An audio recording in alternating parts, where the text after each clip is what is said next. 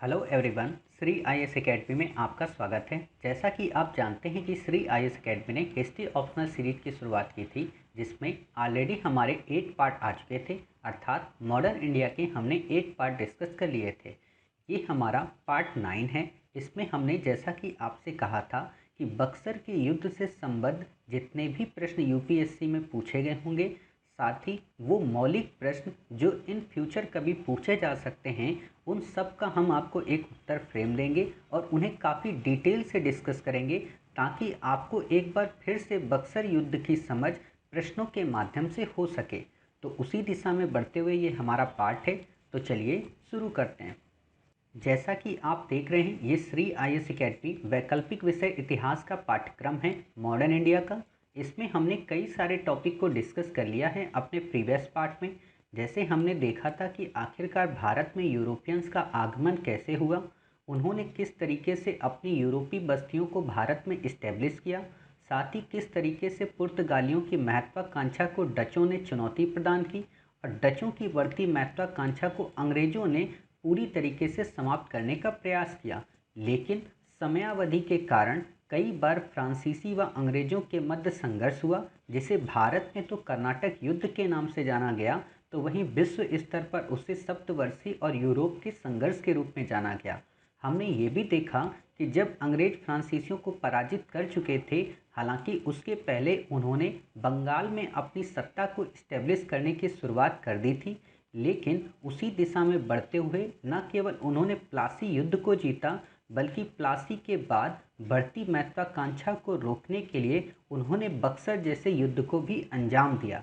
अर्थात हमने 8 टॉपिक तक अपनी बातें सारी कंप्लीट कर ली थी। अब हम देखेंगे कि वास्तव में इनसे आए हुए प्रश्न कौन कौन से थे। हमने प्लासी से युद्ध में आए हुए जितने भी यूपीएससी में प्रश्न थे, उनको अपने पार्ट 8 में डिस्कस कर लिया है। तो जिन लोगों ने उस पार्ट 8 को ना देखा हो, वो वहाँ पे प्लेलिस्ट में जाकर मॉडर्न इंडिया की हिस्ट्री ऑप्शनल की क्लासेस देख सकते हैं। इसके अलावा उससे संबद्ध जो भी पीडीएफ है, हमने अपने टेलीग्राम चैनल में शेयर कर दी थी। साथ ही आज का जो हमारा पार्ट है, पार्ट 9, इसमें बक्सर के युद्ध से संबंधित जितने भी प्रश्न आज हम आपको यहाँ पे डिस्कस कराएंगे, उनके उत्तर प्रारूप को हमने ऑलरेडी अपने टेलीग्राम चैनल पे पीडीएफ के रूप में शेयर कर दिया है। आप में से जो लोग हमारे टेलीग्राम चैनल से ना जुड़े हों, वो नीचे दिए गए डिस्क्रिप्शन बॉक्स में लिंक के माध्यम से हमारे टेलीग्राम से जुड़कर न केवल इस टॉपिक से रिलेटेड पीडीएफ को प्राप्त कर सकते हैं, बल्कि अपनी प्रीलिम्स की तैयारी को बेहतर से और बेहतर बनाने के लिए नित्य एमसीक्यू का अभ्यास भी कर सकते हैं। तो चलिए आज हम देखते हैं हमारा पहला प्रश्न कौन सा है और उसे हमें किस तरीके से डिस्कस करना है। तो आप जैसा कि देख रहे हैं, आज हमारा जो पहला प्रश्न है वो है कि प्लासी के युद्ध के निर्णय की पुष्टि अंग्रेजों द्वारा बक्सर की विजय ने कर दी, टिप्पणी करें। काफ़ी सरल प्रश्न है। इसमें अगर आपको कोडेड वर्ड पता है तो आपको इसका उत्तर आता है और आप इस प्रश्न के उत्तर को काफ़ी सहजतापूर्वक लिख सकते हैं। जैसा कि आप जानते हैं कि प्लासी के युद्ध का निर्णय क्या था, अर्थात प्लासी के युद्ध के परिणाम क्या हुए थे, साथ ही अंग्रेजों को बक्सर की विजय ने उन्हें पुष्ट कर दिया। मतलब क्या? इसका मतलब ये है कि प्लासी के युद्ध में जिन अधिकारों का सृजन हुआ, अर्थात प्लासी की विजय के बाद कंपनी को जिन अधिकारों में प्रभु सत्ता या विशेषाधिकार प्राप्त हुए, वो उस समय तो परमानेंट नहीं थे, लेकिन उनको स्थायित्व प्रदान कर दिया बक्सर की विजय ने। अब प्रश्न ये आना चाहिए आपके मन में कि आखिरकार प्लासी के युद्ध के निर्णय के परिणाम कौन कौन से थे। अर्थात उन्होंने कठपुतली नवाब दे दिया, उन्होंने व्यापारिक एकाधिकार दे दिया, उन्होंने राजस्व वसूली का विशेषाधिकार दिया, साथ ही उन्होंने आंतरिक व्यापार में दखल देने की अनुमति प्रदान कर दी, दस्तक के दुरुपयोग को बढ़ावा दिया, कई सारे क्षेत्रों में उनकी दखल अंदाजी बढ़ गई, चाहे वो सिलहट हो, चाहे वर्धमान हो, चाहे मिदनापुर हो। इन क्षेत्रों में उनकी दीवानी की हिस्सेदारी बढ़ गई, उनका चूने और सोरे के व्यापार में आधा पार्टिसिपेशन हुआ। मतलब इतने सारे क्षेत्रों की उनकी दखल अंदाजी बढ़ गई और साथ ही उनको काफ़ी सारा धन मिला, जिस कारण उनका बुलियन भारत में अब नहीं आने लगा। क्लियर? तो आपने ये चीज़ें देखी, इतने अधिकार मिल गए। लेकिन क्या ये अधिकार पूरी तरह से स्थायित्व प्राप्त कर चुके थे? तो नहीं। क्यों? क्योंकि अभी उन्होंने केवल बंगाल को जीता था, और उस बंगाल को जीता था जिसे अभी मुगलिया सल्तनत ने पूरी तरीके से वैलिडिटी नहीं दी थी। अर्थात जनता को ये लग रहा था कि ये तो अभी औपनिवेशिक शोषणकारी लोग हैं, इनको अभी मुगल सत्ता ने अधिकार नहीं दिया। लेकिन जब बक्सर की विजय हो गई तो इन्होंने मीर कासिम के द्वारा बने हुए मोर्चे, खास तौर पर जिसमें आप पढ़ते हो ना, अवध का नवाब शुजा-उद-दौला, साथ ही शाह आलम द्वितीय मुगल शासक, इन तीनों के ग्रुप को पराजित किया, जिसमें अवध के नवाब से इलाहाबाद की संधि, मुगल बादशाह से इलाहाबाद की संधि और अवध के नवाब से उस संधि में फ्री ट्रेड की बात हुई और मुगल शासक को पेंशन याफ्ता बना दिया। अर्थात अब इनकी शक्ति की या अब इनकी विजय की पुष्टि हो पाई सही से। क्लियर? और जब पुष्टि हो गई तो इनका जो शासन था वो वास्तव में उत्तर भारत तक जाकर केंद्रित हो गया। क्लियर? यानी कि बंगाल से शुरुआत हुई ही प्रभुसत्ता, जो इनका मुख्य लक्ष्य था कि हम गंगा की बेल्ट पे अपना अधिकार करें और उसको अधिकार करने के बाद एक एक करके वहीं से पूरी भारत विजय करें। क्लियर? तो उसमें ये सफल हो गए। अब आपने इतनी बातें जब बता दी, देखिए इसको शॉर्ट में बताना है और आप शॉर्ट में बता भी लेंगे। ऐसा नहीं है कि मैंने आपको इतना डिटेल बता दिया तो आपको लग रहा है कि आप शॉर्ट में इसे नहीं बता पाएंगे, आप शॉर्ट में बता लेंगे। क्लियर? अब जब आपने इसे शॉर्ट में बता लिया तो आप बताएंगे निष्कर्ष के तौर पर ये बात ठीक है कि बक्सर की विजय ने उनके निर्णयों की पुष्टि कर दी, लेकिन अभी भी मराठा, मैसूर और सिंध या पंजाब से चुनौती मिलना शेष था। हालांकि उनमें भी मोर्चे के अभाव ने इस तरीके की चुनौती को पूरा साकार रूप नहीं प्रदान कर पाए। फलतः अंग्रेजों ने बक्सर विजय के बाद एक एक करके पूरे भारत को विजित कर लिया और 200 वर्षों की औपनिवेशिक बेड़ियों में जकड़ लिया। क्लियर? ऐसे लिखकर आप अपना इस उत्तर को कंप्लीट कर सकते हैं। तो आपने देखा कि मैंने इसमें सारी चीज़ें आपको बता दी हैं, कैसे अपनी मर्जी से व्यापार कर सकती थी, दस्तक का दुरुपयोग कर सकती थी, कठपुतली नवाब। देखो होता क्या है कि मैं आपको इतने सारे पॉइंट दो रीजन से देता हूँ। एक रीजन तो ये होता है कि आपका नोट्स भी अपने आप बन जाए। अब आपको जो प्रीवियस नोट्स हमने सिनॉप्सिस दिए हैं, अब आप वो चाहे 25 पन्ने 28 पन्ने के पढ़ें या ना पढ़ें, इन 4 पन्नों के, 5 पन्नों के, 13 पन्नों के अगर यही नोट्स पढ़ लेंगे तो बक्सर से संबद्ध जितने भी प्रश्न बनाए जा सकते हैं इन फ्यूचर में, वो आप अच्छे से लिख सकते हैं। क्लियर? बिना तथ्यात्मक को देखते हुए विश्लेषण आप कर सकते हैं कैसे, और आपको स्टोरी तो अच्छे से ही पता है। क्लियर? फिर आप इसका निष्कर्ष लिख सकते हैं। समझ गए? तो उम्मीद है आपको इस प्रश्न का उत्तर समझ में आ गया होगा। चलिए अब हम अपना दूसरा प्रश्न देखते हैं। दूसरा प्रश्न 2002 में आया है। ये क्या है कि प्लासी के निर्णय को अंग्रेजों द्वारा प्राप्त बक्सर की विजय ने पुष्ट कर दिया, टिप्पणी कीजिए। सेम टू सेम है, बस भाषा को देखो बदल दिया। वहाँ पे क्या था, प्लासी के निर्णयों की पुष्टि बक्सर विजय ने कर दी, और यहाँ पे क्या कर दिया कि प्लासी के निर्णय को अंग्रेजों द्वारा बक्सर की विजय ने पुष्ट कर दिया। तो वही है फ्रेम, सेम टू सेम आपको वही फ्रेम बनाना है। पहले आप बता देंगे कि प्लासी के निर्णय क्या थे, उन निर्णयों ने बक्सर में कैसे पुष्टि प्रदान कर दी, और फिर उसका तीसरा पक्ष विश्लेषण कर देंगे। समझ गए? तो आप कर सकते हैं, उम्मीद है मुझे। और नहीं भी कर पाएंगे तो ऑलरेडी ये फ्रेम हमने आपको दे दिया है। क्लियर? और अभी हमने डिस्कस ही कर दिया, देख सकते हो सेम टू सेम है। मैं चाहता तो आपको वो प्रश्न ही ना देता कि भाई वो रिपीट हो गया, लेकिन ऐसा नहीं है, क्योंकि आप जब बैक ईयर देखोगे ना तो बैक ईयर को हमने क्रमबद्ध तरीके से कर रहे हैं ताकि आपको कोई दिक्कत ना हो। क्लियर? तो आपने देख लिया, वास्तव में बैक ईयर में अभी तक बक्सर से संबंधित 2 ही प्रश्न आए थे। तीसरा जो प्रश्न आपको उसमें मिलेगा वो ईस्ट इंडिया कंपनी की विधि के संदर्भ में है कि वो विधि शक्ति कैसे बन गई। वो हम पढ़ेंगे जब भारत विजय पढ़ेंगे और प्रशासनिक संरचना पढ़ेंगे। समझ गए? वो वहाँ का प्रश्न नहीं है, यहाँ का। तो अब हम कुछ मौलिक प्रश्नों को देख लेते हैं जो काफ़ी इम्पोर्टेंट है और इन फ्यूचर पूछे जा सकते हैं। साथ ही आपको पता है इनको तो हमने डिस्कस कर लिया है अपने पार्ट 7 में, तो आप वहाँ से समझ सकते हैं कि इसको लिखना कैसे, लेकिन क्रमबद्ध रूप से कैसे लिखना है वो हम आपको यहाँ बताते हैं। तो प्रश्न क्या है? प्रश्न है, बक्सर का युद्ध परिस्थितियों के कारण हुआ, ना कि युद्ध के उद्देश्य से, टिप्पणी कीजिए। अब आप 2 मिनट के लिए अपनी आंखें बंद कीजिए और आंखें बंद करके ये सोचिए कि आखिरकार ये स्टेटमेंट हमने किस वक्त आपसे कहा था और किस वक्त हमने पार्ट 7 में बताया था। बिल्कुल सही, आपने बिल्कुल सही सोचा कि कलकत्ता काउंसिल ने जब मीर कासिम के डिसीजन को या मीर कासिम की बात को या मीर कासिम की सिफारिश को मानने से मना कर दिया, तब जाकर ये युद्ध हुआ। और जो ये युद्ध हुआ भी तो वास्तव में युद्ध के उद्देश्य से नहीं हुआ, बल्कि परिस्थितियों के कारण हुआ। और वो परिस्थितियां कौन सी थीं? क्योंकि कंपनी के अधिकारियों के द्वारा आंतरिक व्यापार को पूरी तरीके से डिस्टर्ब किया जा रहा था। साथ ही कंपनी के गुमास्ते जो थे वो आंतरिक रूप से जो जनमानस थे उनको परेशान कर रहे थे। यहाँ तक कि नवाब के अधिकारियों को भी पूरी गिरफ्तार कर लेते थे। इसके अलावा वो बाजार से लोगों को डरा धमकाकर सस्ते से सस्ते माल को परचेज कर रहे थे। तो इन्हीं समस्याओं को रोकने के लिए नवाब ने कलकत्ता काउंसिल से बात की। और इसलिए भी बात की क्योंकि जब नवाब बना था तो उसके पहले कंपनी ने एक संधि की थी। उस संधि के प्रोविजंस में ये कहा गया था कि कंपनी आंतरिक व्यापार में या कंपनी आंतरिक राजनीति में नवाब के दखल नहीं देगी, बशर्ते कंपनी को नवाब वर्धमान, मिदनापुर और चटगांव की जमींदारी दे दे, सोरा में आधा हिस्सा दे दे, सिलहट के चूने के व्यापार में आधा हिस्सा दे दे। साथ ही कंपनी के जो मित्र हैं उन्हें मित्र माने, कंपनी के जो शत्रु हैं उन्हें शत्रु माने।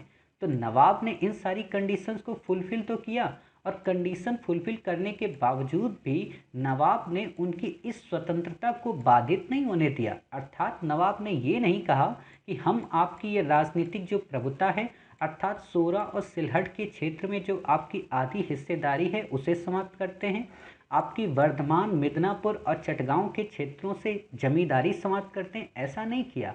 अर्थात वो केवल और केवल इसलिए लड़ रहा था कि आप हमारी आंतरिक सहूलियतों को पुरानी तरीके से वापस कर दें। लेकिन कलकत्ता काउंसिल इतनी महत्वाकांक्षी थी, उसको लग रहा था कि ये तो एक नवाब है और ये अगर हमारे विशेषाधिकारों को रोक रहा है तो क्यों ना इसे ही सत्ता से बेदखल कर दो। क्लियर? इस एवज में जाकर नवाब ने मुर्शिदाबाद से राजधानी को परिवर्तित कर मुंगेर ले गया और मुंगेर में उसने कारखाना लगाया। उसने अवध के नवाब से बातचीत की, मुगल शासक से बातचीत की और एक संयुक्त मोर्चा बनाया। ये बात अलग है कि अवध के नवाब ने अच्छे से उनकी सहायता नहीं की, जिसमें मैंने आपको एक कहानी भी बताई थी कि किस तरीके से लोग पीटे गए थे। वहाँ पे मुझे थोड़ी बहुत हंसी भी आई थी। क्लियर? आप सोच सकते हो, देखो लिंक किया करो। जब भी आप कोई चीज़ पढ़ा करो ना, आप लिंक किया करो। आपके दिमाग में इतनी ताकत है कि आप सपने में भी नहीं सोच सकते। और आप खुद देखो, अब आपको सारी चीज़ें याद आ रही, रिकॉल हो रही। इसीलिए मैं कहता हूँ कि जब भी कोई टॉपिक पढ़ो तो उसे रिकॉल किया करो कि हाँ, हमने ये चीज़ें पढ़ी थी। समझ गए? अब आप बता सकते हो कि युद्ध के उद्देश्य क्यों नहीं थे? क्योंकि युद्ध का उद्देश्य तो तब होता ना जब कंपनी को पूरी तरीके से भगाना होता। कंपनी को पूरी तरीके से ना तो भगाना था, बल्कि ये था, यहाँ पे अब वो वाली लाइन आप यूज कर सकते हो जो मैंने एक लाइन यूज की थी ना, कि वास्तव में मीर कासिम चाहता था कि कंपनी की राजनीतिक सत्ता तो बनी रहे, लेकिन उसके विशेषाधिकारों में किसी भी प्रकार की कमी ना आए या उसकी राजनीतिक प्रभुता में किसी प्रकार की कमी ना आए, जबकि कंपनी अपने विशेषाधिकारों और अपनी प्रभुसत्ता को नित्य अनवरत रूप से बढ़ा रहे थे। क्लियर? ऐसे आप इसका निष्कर्ष लिख देंगे।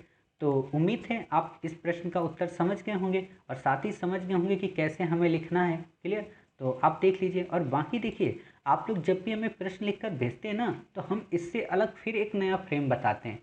हमारा ये प्रयास रहता है कि जब आप एग्ज़ाम हॉल में हों तो केवल आपको एक ही तरीका ना है किसी भी प्रश्न को लिखने का, आपको लगभग उस प्रश्न से संबंधित 50 से 60 तरीके आए कि अगर आप एक पॉइंट भी भूल गए हो ना तो आप इस तरीके से भी लिख लो, उस तरीके से भी लिख लो। होता क्या है कि संस्थानों के द्वारा एक मॉडल आंसर दे दिया जाता है और उस एक मॉडल आंसर के आधार पर पूरी ज़िंदगी वही कहानी गढ़ाई जाती है और बच्चे रट्टा मारते हैं तो उनका मौलिक चिंतन नहीं निखर पाता।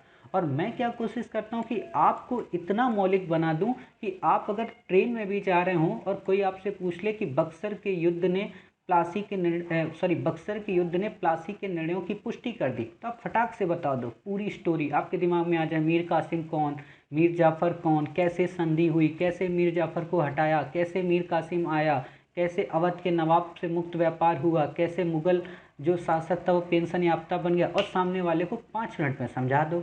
वो बेचारा दंग रह जाए कि अरे यार मैंने तो 45,000 रुपये दे कर आया फला संस्थान में और मेरे तो कॉन्सेप्ट इतने क्रिस्टल क्लियर है ही नहीं। समझ गए? तो मैं ये चाहता हूँ, मैं आपको परफेक्ट से और परफेक्ट बनाना चाहता हूँ। अब कंपनी हटाना चाहती थी, आप ये देख सकते हो, नवाब निष्ठा निभा रहा था किंतु कंपनी राजनीतिक प्रभुसत्ता को बढ़ा रही थी। समझ गए निष्कर्ष? इतने ही छोटे छोटे आपको निष्कर्ष देना है। देखो ज़्यादा डिटेल में निष्कर्ष भी नहीं देना होता है। पैरा ज़्यादा बड़े अगर आप बना देते हो ना तो फिर आपका जो उत्तर है वो बोरिंग लगता है। समझ गए? उम्मीद है आपको इस प्रश्न का उत्तर काफ़ी अच्छे से समझ में आ गया होगा। बाकी आप लिख कर भेजिए, गलत लिखिए, देखिए आप कैसा भी लिखिए, गलत लिखिए सही लिखिए। आज अगर आप गलत लिखेंगे तो आप यकीन मानिए उसके तुरंत बाद आपको सही उत्तर मिल जाएगा और फिर उसके बाद आप ज़िंदगी में कभी गलत नहीं लिख पाएंगे। तो एक बार गलती कर लो ना। और वैसे भी यहाँ पे कौन ऐसा महारथी है, मैं खुद पूरी तरीके से श्योर नहीं होता हूँ। मतलब श्योर मतलब ये नहीं है, श्योर का मतलब ये होता है कि जो मैं आपको उत्तर फ्रेम बताता हूँ तो ये है कि उससे मैं और बेहतर चाहता हूँ, मैं उसी पर स्थिर नहीं रहता हूँ। मैं सोचता हूँ कि आपको इससे भी बेस्ट दूँ। ये तो सब दे रहे हैं, इससे और बेस्ट, इससे और मौलिक क्या हो सकता है। कुछ नई किताबें पढ़ता हूँ, वहाँ से नई डिस्कोर्स देखता हूँ। तो मैं ये चाहता हूँ कि श्योर का मतलब ये कि कोई प्रश्न एक जगह स्थिर नहीं होता। और आप लिखिए, आपका उत्तर अच्छा होगा और ऐसे धीरे धीरे आप अभ्यास कर सकते हैं। क्लियर? अब हमारा अगला प्रश्न काफ़ी अच्छा है, इसको भी देख लेते हैं। तो ये है, प्लासी के युद्ध ने सिर्फ बंगाल की राजनीति को ही प्रभावित किया। देखो, जब आप प्रश्न पढ़ा करो तो बड़ा धीरे धीरे पढ़ा करो। धीरे धीरे का मतलब जैसे लोग प्रेम पत्र पढ़ते हैं ना, जब उनकी प्रेयसी या उनका प्रियतम जब कोई पत्र भेजता है तो उसके एक एक शब्द में वो अपने दिल की आवाज़ को महसूस करते हैं या उसकी फीलिंग को महसूस करते हैं। वैसे ही आपको अपने प्रश्न को समझना पड़ेगा। और अगर आपने उसी फीलिंग के साथ में प्रश्न को समझ लिया तो यकीन मानिए कि आपका जो प्रश्न है वो आपको दिल दे बैठेगा। और अगर एक बार उसने आपको दिल दे दिया तो मोहब्बत हो ही जाएगी और अंक इतने अधिक आ जाएंगे कि आप सोच भी नहीं सकते। क्लियर? तो वैसे ही पढ़ो बिल्कुल धीरे धीरे कि प्लासी के युद्ध ने सिर्फ बंगाल की राजनीति को ही प्रभावित किया, ठीक है, लेकिन बक्सर ने समस्त उत्तरी भारत की राजनीति को बदल दिया। काफ़ी अच्छा प्रश्न है। अब आप क्या करो, इनकोड कर लिया करो। एक तो पूछ रहा प्लासी के युद्ध ने सिर्फ बंगाल की राजनीति को प्रभावित किया, अर्थात हमें ये बताना है कि प्लासी के युद्ध का परिणाम जो हुआ वो बंगाल की राजनीति पर क्या पड़ा। क्लियर? ऐसे इनकोड भी कर लिया करो। दूसरा, लेकिन बक्सर ने समस्त उत्तरी भारत की राजनीति को बदल दिया, अर्थात बक्सर के युद्ध का जो परिणाम हुआ उसने समस्त उत्तरी भारत की राजनीति को बदल दिया। तो अब हमें इसके पीछे के तर्क क्या हैं, इसके पीछे के तर्क क्या हैं, इनको समझ लेना है। तो आप जानते हो, बताइए कि जब प्लासी विजय कंपनी ने कर ली तो कंपनी को क्या मिला? बंगाल की राजनीति में एक कठपुतली नवाब मिल गया, उनको विशेषाधिकार संपन्न कर दिया गया, उनका व्यापारिक एकाधिकार बढ़ा दिया गया, उनको कई क्षेत्रों की जमींदारी मिल गई, उनको काफ़ी ज़्यादा धन मिल गया, उनको अपना पुराना जो बकाया हिस्सा था वो मिल गया हर्जाने के रूप में, उनको बुलियन अब लाने की ज़रूरत नहीं पड़ी, दस्तक के दुरुपयोग की अनुमति उनको मिल गई। कहने का मतलब उनको इतना सारा क्षेत्र या इतना सारा पैसा, इतनी सारी इज्जत और इतना सारा विशेषाधिकार मिल गया। क्लियर? लेकिन ये विशेषाधिकार वास्तव में पूरी तरह से स्थिर नहीं था या ये विशेषाधिकार पूरी तरह से वृहद नहीं था, केवल एक सीमित क्षेत्र तक सीमित था। लेकिन बक्सर के युद्ध ने क्या कर दिया?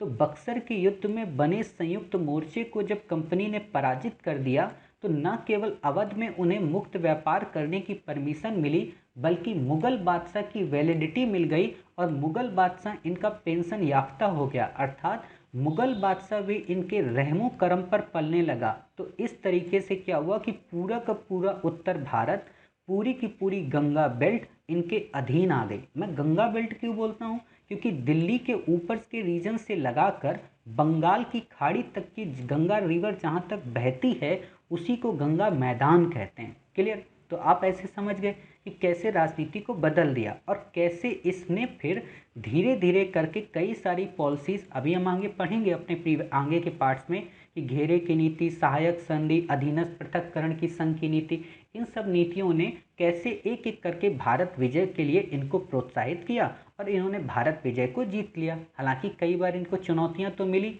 मराठों के द्वारा इनको चुनौतियाँ मिली, मैसूर के द्वारा इन्हें चुनौतियाँ मिली, सिंध और पंजाब के द्वारा चुनौती मिली, लेकिन वो चुनौतियाँ इस क्षेत्र के दृष्टि से काफ़ी कम थी। क्यों? क्योंकि उन चुनौतियों को किसी संयुक्त मोर्चे के द्वारा केंद्रीकृत नहीं किया जा रहा था, बल्कि सब अलग अलग करके लड़ाई लड़ रहे थे, जिसमें अंग्रेजों की कूटनीतिकता ने काफ़ी अच्छा दांवपेच खेला। हम पढ़ेंगे इस टॉपिक को भी जब भारत विजय को देखेंगे। क्लियर? तो आप ये समझ गए। और एक और बात देखिए, ऐसे प्रश्नों में क्या होता है, ना तो आम अभ्यर्थी और ना ही किसी संस्थान का आम इंसान आपको ये बताएगा कि यहाँ पे आप मैप का उपयोग करें, लेकिन आपको मैप का उपयोग करना है। मैप से क्या होता है ना, एग्जामिनर समझ जाएगा भाई साहब आपको पता है उत्तर भारत की राजनीति। देखिए आपके लिए हमने मैप उपयोग किया। आप सोच सकते हो कि आपको हम कहते नहीं हैं कि आप मैप का उपयोग करें, बल्कि हम आपको करके भी दिखा देते हैं, ताकि आपको ये ना लगे कि मास्टर आलसी है। और आलसी की बात नहीं है, क्योंकि देखिए जब हम करते हैं तो आपका भी मन करता है कि हाँ यार मास्टर ने भी मैप बनाया, क्योंकि कई बार क्या होता है बच्चे सोचते हैं अरे उनका मैप तो पता नहीं कैसा बन गया, कहीं कोई हंसे ना। ज़िंदगी में कभी कोई आप पे हंसे या ना हंसे इस चीज़ को तो सोचना ही मत। आप अपने पे क्या देखते हो, अपने पे क्या सोचते हो, बस ये सोचना। क्लियर?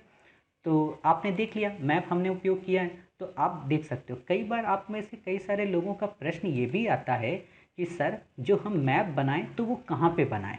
तो मैप के लिए देखो ज़्यादा बेहतर चीज़ होती है कि आप इसी पेज पे बना दें। जैसे मैंने यहाँ पे मैप बना दिया है और आप यहाँ पे बेसिक लिख रहे होंगे कि प्लासी के परिणाम से, तो यहाँ पे आप 3-4 लाइनें लिख पाए होंगे। क्लियर? और फिर आप दूसरे पेज में आ जाएंगे, तो आप वास्तव में मैप यहीं पे बनाएं। क्यों? क्योंकि पहले पेज में ही वो समझ जाएगा कि आगे आप उत्तर भारत के बारे में कुछ लिखना चाह रहे हो। समझ रहे? तो ये काम यहीं किया करें। और देखो मैप हमेशा ज़रूरी नहीं होता आप पूरा बनाएं। जब आपको उत्तर भारत का लिखना हो तो आप उत्तर भारत का मैप बना दें। क्लियर? इतना नीचे का ना बनाएं। और जब आपको दक्षिण भारत का लिखना हो तो केवल आप ऐसे करके ये आप दक्षिण भारत का लिख दें। अब यहाँ पे आप बता दें कि मराठा कैसे थे, मैसूर कैसे थे, हैदराबाद कैसा था। फिर आपको ऊपर का नहीं बताना है कुछ भी, अगर ज़रूरत नहीं है तो। समझ रहे? पूरा मैप ज़रूरी नहीं होता, इसलिए कई बार बच्चे इसमें भी परेशान रहते हैं कि सर क्या पूरा मैप बनाएं, तो आपको नहीं बनाना है। तो ये मैंने आपको बता दिया कैसे कैसे आपको लिखना है। ये देखिए बंगाल की राजनीति में कैसे प्रभावित हुई। कठपुतली नवाब मिला, विशेषाधिकार मिला, राजस्व वसूली मिली, हिस्सेदारी मिली, व्यापारिक लाभ मिले। बक्सर का क्या परिणाम हुआ? अब अवध भी आ गया, मुगल बादशाह भी आ गया, इलाहाबाद की ट्रीटी। अब इसको ब्रैकेट में डाल दो। इसमें आपको ड्रामा नहीं करना है, मतलब तारीख नहीं डालनी है, इसके प्रोविजंस नहीं डालने, ये कुछ भी नहीं डालना है। कई बार बच्चे क्या होते हैं इलाहाबाद की संधि को ही लिख देते हैं, जरूरी नहीं है, वो आपसे पूछे ही नहीं है वहाँ पे। गंगा के मैदान आप देख लिए, अपनी नीतियाँ, घेरे की नीति उनको क्रियान्वित किया, भारत विजय की एक एक करके, और आदि भी कई सारे प्रोविजंस हुए। क्लियर? तो आप ऐसे इन पॉइंट्स को पैसेज के रूप में लिख सकते हो, लेकिन जब विश्लेषण करोगे तो आप बता दो कि भाई साहब अभी भी चुनौतियां शेष थी, चाहे वो सिंध से हों चाहे मराठों से हों। क्लियर? मैसूर मैंने क्यों नहीं लिखा? क्योंकि मैसूर उत्तर भारत में आ ही नहीं रहा था। क्लियर? निष्कर्ष, अपनी नीतियों को चरणबद्ध तरीके से लागू कर शोषण को बढ़ावा दिया। देखो यही ट्रिक होती है कि जब आप कोई बिंदु लिखते हो ना, तो आपको ये भी ध्यान होना चाहिए कि कौन उत्तर भारत में आ रहा है कौन नहीं आ रहा है। सिंध आ रहे थे अर्थात पंजाब से लोग भी कर रहे थे और मराठे भी कर रहे थे, लेकिन मैसूर का उद्देश्य ऊपर नहीं जाना था। समझ गए? तो आप इस तरीके से देख लिए। उम्मीद है आपको ये वाला प्रश्न पूरी तरह समझ में आ गया होगा। अगर ना आया करे तो आप इस वीडियो को एक बार और देख लिया करें, और फिर भी ना आया करे तो आप हमें कमेंट बॉक्स में या तो यहाँ पे बता दें, या तो आप हमारे टेलीग्राम पे कर दिया करें, हम आपको फिर से पर्सनली पूरी तरह से समझा दिया करेंगे। क्लियर? चलिए अगला हमारा प्रश्न है काफ़ी अच्छा, ताराचंद का ये प्रश्न है। देखो यहाँ पे कई सारे हिस्टोरियन के नाम आते हैं, वाई.एन. सरकार, ताराचंद, क्लियर, पर्सिवल स्पेयर। आपको उनका नाम नहीं याद रखना। क्यों नहीं याद रखना? क्योंकि अगर कितने सारे आप हिस्टोरियन का नाम याद रखोगे, आप यही लिखा करो कि कुछ इतिहासकारों ने कहा।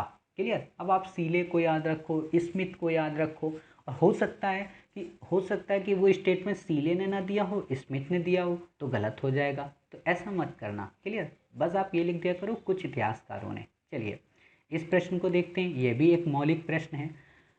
मतलब क्या है प्रश्न का? प्लासी ने सत्ता का हस्तांतरण किया, परंतु 1764 ईस्वी में बक्सर के युद्ध ने अधिकारों का सृजन किया। विवेचना कीजिए। देखिए सेम टू सेम वही प्रश्न है प्रीवियस, बस भाषाओं के साथ में इसने आपको पूरी तरह से अनुग्रहित कर दिया है, अर्थात भाषा के द्वारा आपको अपना कृपा पात्र बनाने की इसने दृष्टि डाली है, तो इसलिए आप इसकी कृपा पात्र मत बने और ना ही इसकी अधीनता स्वीकार करें।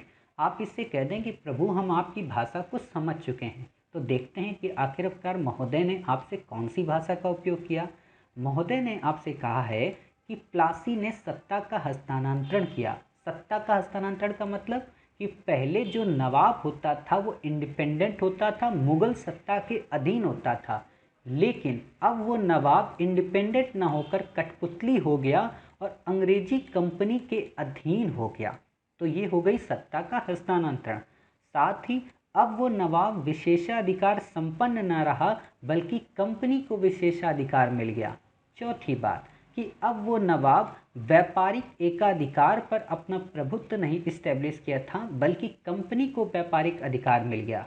पांचवी बात, पहले वो दस्तक के उपयोग से अपने रेवेन्यू की भरपूर्ति कर पाता था, लेकिन अब दस्तक का दुरुपयोग को वो रोक ही नहीं पाया। अर्थात सत्ता का हस्तांतरण केवल प्रतीकात्मक नहीं था, बल्कि वो यथार्थ रूप में भी था। लेकिन इस सत्ता के हस्तांतरण ने कई बार विपक्ष को पूरी तरीके से चुनौती देने का प्रयत्न किया, लेकिन मजबूत साम्राज्यिक शक्ति के कारण वो टिक नहीं पाए, जिस कारण फिर पुनः मीर कासिम को सत्ता में बनाया गया। हालांकि मीर कासिम ने भी उन अधिकारों को या कंपनी के बढ़ते उन विशेषाधिकारों को रोकने का प्रयत्न किया, लेकिन वो भी असफल रहा। और इससे क्या हुआ कि अब कंपनी को अपने विशेषाधिकारों की पुष्टि के लिए एक वैलिड मतलब एक वैधता पूर्वक शासक की नियुक्ति मिल गई। एक वैधता पूर्वक या कह सकते हो शासक की प्रामाणिकता मिल गई, बल्कि उसके पास उत्तर भारत का पूरा क्षेत्र आ गया। अर्थात अब बंगाल से सीमाएं बढ़कर दिल्ली तक पहुंच गई। क्लियर। और इसमें आप बता सकते हो कि अब उसे अधिकार के सृजन कौन कौन से हो गए। अब अधिकार के सृजन में आप उसे ये बता सकते हो कि बक्सर के युद्ध के बाद उसे क्या क्या मिला। तो आपने देखा होगा कि क्या मिला। इलाहाबाद की संधि से अवध में मुक्त व्यापार मिला, साथ ही अवध में सेना रखने को मिला, साथ ही मुगल सत्ता जो था मुगल शासक पेंशन याफ्ता बन गया, बंगाल बिहार उड़ीसा की दीवानी मिल गई। दीवानी कई बार आप लोग सुनते होगा ना, दीवानी का मतलब क्या होता है, प्यार मोहब्बत तो बिल्कुल भी नहीं। दीवानी का मतलब होता है जमीन जायदाद। फौजदारी का मतलब ये होता है लड़ाई झगड़े। कई बार आप सुनते हो ना कि उसके ऊपर दीवानी का केस लग गया, उसके ऊपर फौजदारी का केस लग गया। तो फौजदारी मतलब होता है संघर्ष या लड़ाई झगड़ा। दीवानी का मतलब होता है प्रॉपर्टी से संबंधित बातचीत। और आप हमेशा पढ़ते हो बंगाल में द्वैत शासन लग गया, और आप देखोगे बक्सर के युद्ध के बाद द्वैत शासन की शुरुआत होती है, जिसे 1773 के रेगुलेटिंग एक्ट में समाप्त कर दिया जाता है। वो हम पढ़ेंगे जब प्रशासन की कहानी पढ़ेंगे। हम वास्तव में बक्सर के युद्ध के परिणाम तक तो पढ़ते हैं, लेकिन बक्सर के युद्ध के पूरे परिणाम यहाँ पे नहीं पढ़ते हैं, क्योंकि उन्हें हमें प्रशासन में पढ़ना होता है। क्लियर। तो आप देख सकते हो द्वैत शासन की शुरुआत हुई, जिसमें कंपनी को दीवानी का अधिकार मिल गया और नवाब जो था वो निजामत करने लगा। निजामत का मतलब क्या होता है, प्रशासन की देखभाल, मतलब प्रशासन का मेंटेनेंस नवाब करेगा और राजस्व की प्राप्ति कौन करेगा, कंपनी। अब आप बताइए कि हमने जो एक आर्टिकल्स हम पढ़ते हैं कि R5 की थ्योरी में हम क्या पढ़ते हैं, राजा, राजत्व, राजस्व, राज्य अधिकारी और राज्य। अब इसमें राजस्व अगर कंपनी के पास है तो राजा का क्या राजत्व मजबूत होगा, नहीं होगा। क्या राजा ज़्यादा से ज़्यादा अधिकारी रख पाएगा, नहीं रख पाएगा। क्या वो राज्य का विस्तार कर पाएगा, नहीं कर पाएगा। तो राजा कैसा होगा, कठपुतली होगा, कमज़ोर होगा। समझ गए। आप सोच लो कि राजस्व ही किस तरीके से राजा के चारों तत्वों को समाप्त कर देता है, और ये कंपनी अच्छी तरीके से जानती थी। इसीलिए कंपनी ने राजस्व पे अधिकार किया, ना कि निजामत पे। कई बार क्या होता है कि आपसे इंटरव्यू में ऐसा प्रश्न पूछ लिया जाता है कि आपकी दृष्टि में ये बताइए कि कंपनी ने जब राजस्व पर अधिकार कर लिया तो क्या इससे राजा की स्थिति कमजोर हो गई, और अगर हो गई तो क्यों। अब आप वहाँ पे कंफ्यूज, क्योंकि आपके किसी भी मास्टर ने या किसी भी संस्थान ने इस पे डिटेल में पढ़ाया ही नहीं, ना आपको सोचने के लिए मजबूर किया। लेकिन अब आप बता सकते हो, अरे मास्टर जी हम आपको बताते हैं कि राजस्व अगर कमजोर होता है तो राजत्व कमजोर होता है, राज्य अधिकारी वो कम रखता है, राज्य का क्षेत्र ने विस्तार नहीं कर पाता, और ऑलरेडी राजा कमजोर हो जाता है, जिसे हम कठपुतली नवाब कहते हैं। तो एग्जामिनर प्रसन्न हो जाएगा, उसको लगेगा कि आपको R5 की थ्योरी काफ़ी अच्छे से आती है। क्लियर। तो आप समझ गए और फिर आप इसका विश्लेषण कर देंगे। हालांकि अभी चुनौतियाँ शेष थी, तो आप देख सकते हो मैंने ऑलरेडी आपको फ्रेम बता दिया है कि बंगाल, बिहार, उड़ीसा, मुगल सत्ता। कई बार देखो जब मैं बताता हूँ ना तो क्या होता है कि फ्लो में मैं होता हूँ तो पॉइंट्स का क्रम ऊपर नीचे हो जाता है। समझ गए कि मान लो मैंने हो सकता है पहले बंगाल, बिहार, उड़ीसा बता दिया हो, मुगल सत्ता को बाद में बताया, तो आप बिल्कुल भी चिंतित और व्यथित ना हुआ करें, क्योंकि पॉइंट्स होते ही है। जब मैं लिखता हूँ तो थिंक करके लिखता हूँ, ऐसा तो है नहीं कहीं से कॉपी पेस्ट या कॉपीराइट किया जाता है। थिंकिंग पे होता है, जितने पॉइंट आ जाते हैं वो सारे मैं बता देता हूँ। सोचने में जो पॉइंट एमर्ज होकर आ जाते हैं वो मैं बता देता हूँ, तो आप उनको थोड़ा एडजस्ट कर लिया करें। क्लियर? तो ये चीज़ें आपने देख ली, सारी चीज़ें मैंने इसमें पॉइंट के फॉर्म में बता दिया। विश्लेषण आप कर लोगे। मराठों, मैसूर और सिंध के द्वारा अभी चुनौतियाँ मिलना शेष थी और भारत विजय में गंगा के मैदान की सहायक की भूमिका रही। क्लियर? चलिए अब हमारा अगला प्रश्न है, अंतिम प्रश्न है शायद ये, तो इसे देख लेते हैं। काफ़ी अच्छा प्रश्न है, पढ़ते हैं। बक्सर की लड़ाई जितनी बहादुरी के साथ लड़ी गई, अपने प्रभावों में भी वह उतना ही महत्वपूर्ण थी, विवेचना करें। काफ़ी अच्छा प्रश्न है। अच्छा क्यों है? क्योंकि आप जब पढ़ते हो ना कि प्लासी की जो लड़ाई थी वास्तव में वो झड़प थी, एक हुल्लड़ थी या एक भगदड़ थी। क्लियर? अर्थात उसमें किसी भी तरीके की श्रेष्ठता साबित नहीं हुई थी। ये वास्तव में वही चीज़ है, उसी की आगे की कहानी कि भाई साहब बक्सर की जो लड़ाई थी ना वो काफ़ी बहादुरी के साथ लड़ी गई थी। अब यहाँ पर एस्पायरेंट गलती क्या करते हैं अभी हम बताएंगे, लेकिन प्रश्न को एक और बार पढ़ते हैं। अपने प्रभावों में भी वह उतना ही महत्वपूर्ण थी, अर्थात न केवल ये बहादुरी के साथ लड़ी गई बल्कि इसके जो परिणाम निकले वो वास्तव में काफ़ी अनुकूल थे, या आप कह सकते हो कि काफ़ी महत्वपूर्ण थे। अब महत्वपूर्ण क्यों थे? क्योंकि आप बताइए प्लासी की विजय ने केवल बंगाल दिया था, समझना, प्लासी की विजय ने केवल बंगाल दिया था जबकि बक्सर की विजय ने समस्त उत्तर भारत दे दिया। अब आप लोगों के मन में आ रहा होगा कि मास्टर आपने तो प्रश्न को ही इसमें यूज कर लिया। तो बिल्कुल वही चीज़ आपको कला में सिखा रहा हूँ कि जब आप कोई प्रश्न लिखा करें तो आप वहाँ पे इस चीज़ को यूज कर लिया करें। देखिए ये लाइन है ना, इसको मैंने वहाँ पे यूज कर लिया, तो यही आप भी किया करो। तो एग्ज़ाम, क्योंकि होता क्या आप बताइए कि जब आपसे प्रश्न पूछा जाएगा तो 20 प्रश्न पूछे जाते हैं, तो उसमें 20 में रेयर होगा ना कि बक्सर पे दोनों के दोनों एक ये वाला भी पूछ ले एक वो वाला भी पूछ ले, वो एक ही पूछेगा।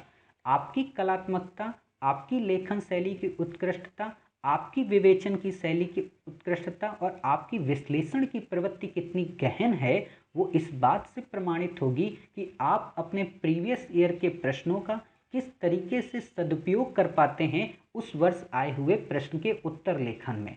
क्लियर? तो आप इस चीज़ का उपयोग किया करिए, और जब आप उपयोग करेंगे ना तो आप यकीन मानिए ज़्यादा आपको पढ़ने की कभी ज़रूरत नहीं पड़ेगी, आप उतने से ही बेस्ट से बेस्ट अपना लिख सकते हैं। समझ गए? तो अब हम देख सकते हैं कि बहादुरी का मतलब क्या है। अगर आपको ये क्लियर हो जाए कि बहादुरी भाई साहब कैसे आप कह सकते हो, तो प्रभाव अपने आप हमें पता है। क्लियर? होता क्या, हमको पता होता है, एक पार्ट हमेशा पता होता है दूसरा नहीं पता होता है। तो दूसरा हम समझ लेते हैं भाई बहादुरी कैसे। बहादुरी ऐसे कि बताइए मीर कासिम को नहीं पता था कि वो जिससे लड़ रहा है वो काफ़ी शक्तिशाली हैं, तो पता था। क्लियर? तो मीर कासिम ने फिर भी क्या किया, अवध के नवाब को पकड़ा, मुगल शासक को पकड़ा और कहा कि बाबूजी आप अगर दोनों लोग मेरा साथ दे दो तो कंपनी को हम कुछ बहुत पराजित कर सकते हैं और हो सकता है उसे भारत से भी बेदखल कर दें। ये एक बहादुरी का मुद्दा है। जैसे आप बताइए, आपको पता है कि यूपीएससी में सीटें कम आ रही हैं, फिर भी आप बहादुरी से लड़ तो रहे हो, बहादुरी से अपना मेहनत तो कर रहे हो, और इतनी मेहनत कर रहे हो कि आपको खुद लगता है जब आप सुबह उठते हो कि यार वाकई में आज हमने काफ़ी ज़्यादा पुरुषार्थ किया। क्यों? आपको क्या नहीं पता है कि इसमें ऑक्सफोर्ड और हार्वर्ड के लोग कर तैयारी कर रहे हैं, लेकिन आप कह रहे हो कि पढ़ते होंगे हार्वर्ड में, पढ़ते होंगे वो ऑक्सफोर्ड में। कोई बात नहीं, मैं तो इस पूरे खेल का खिलाड़ी बनूंगा, मैं तो उस इस पूरे खेल में अपनी मेहनत लगा दूंगी चाहे जो हो जाए। तो जो आपके अंदर डेडिकेशन है, जो डिटर्मिनेशन है, जो आपके अंदर करेज है, वास्तव में यही बहादुरी है। देखिए सरल से सरल चीज़ों को तो कोई लड़ सकता है, पीसीएस में तो कोई भी एग्ज़ाम दे सकता है, रेलवे एसएससी का तो कोई भी क्लियर कर सकता है, लेकिन यूपीएससी का जुनून भरना अपने आप में एक जिद होती है, एक अपने आप में जीतने की एक छवि बना देती है और आपकी पर्सनैलिटी को दुनिया की पर्सनैलिटी से अलग कर देती है। और सबसे बड़ी बात यह कि आप जब कदम बढ़ाते हो क्लियर। तो वो अपने आप ही प्रदर्शित हो जाते हैं। इसीलिए कहा जाता है ना कि ख्वाहिशों से नहीं गिरते फूल झोली में, कर्म की साख को हिलाना पड़ेगा।